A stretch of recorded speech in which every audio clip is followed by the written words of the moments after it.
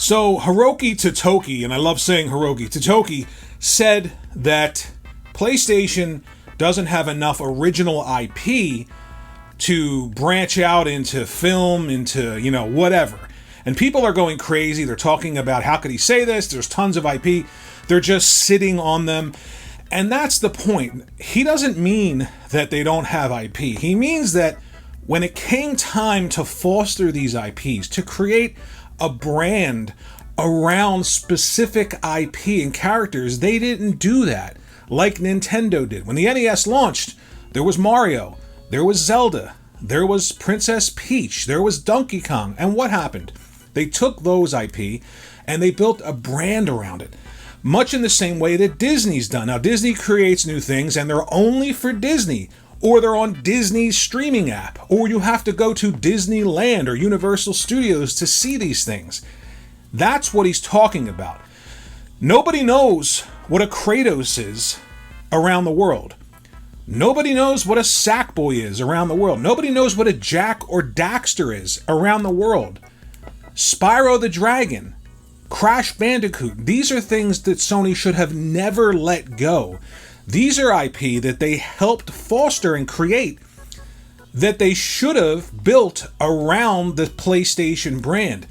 I've been saying this for a long time. Sony should pivot and copy Nintendo a little more. Build up a brand centric around PlayStation and IP. This idea of power, chasing power, having, the most cutting edge technology in your box, that's fine. But it only leads to a point where your costs are so high that you just simply cannot create anymore. You can't take a chance. Take a look at what Nintendo's done 8 years into the Switch's life cycle. They created at least 3 new IPs. Mario and Luigi Brotherhood is coming. Princess Peach Showtime. These are games that are incredibly fun and help build a brand. They build brand identifying factors around Nintendo. You've got to go to Nintendo for these brands. Everyone around the world knows who Mario is. They know who Peach is. They know who Donkey Kong is. That's why they're able to open a theme park around their brand. People go to that theme park for that brand. While they're in that theme park, they're exposed to that brand. They buy things related to that brand. On the way out, there's the video games, there's the systems. It's a self-fulfilling loop.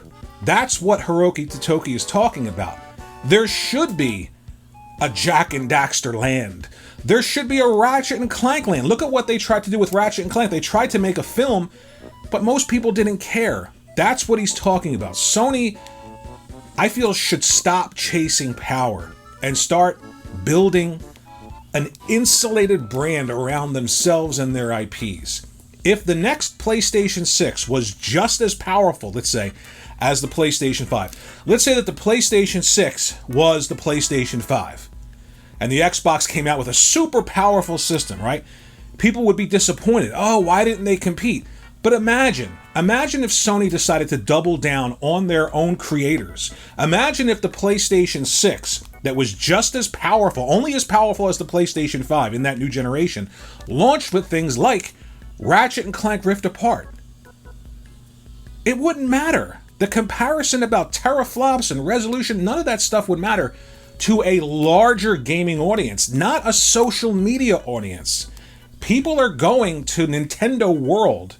There's a museum dedicated to Nintendo. People are going there not because of resolution and frame rate and teraflops, because of IP that's been cultivated over a long period of time to feed the brand that is Nintendo.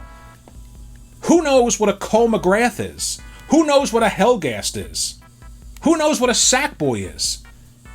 They should know. That's what he's talking about. They didn't foster these brands around PlayStation for an extended period of time so that when you think about PlayStation, you think about these brands.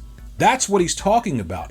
I felt for a long time Sony should copy Nintendo, not in terms of how they make games, but just identify these brands. I'm going to repeat it.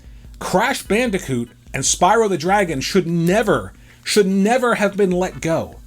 Ever. These are 2 IPs that are quintessentially PlayStation, and they should be PlayStation, but they're not.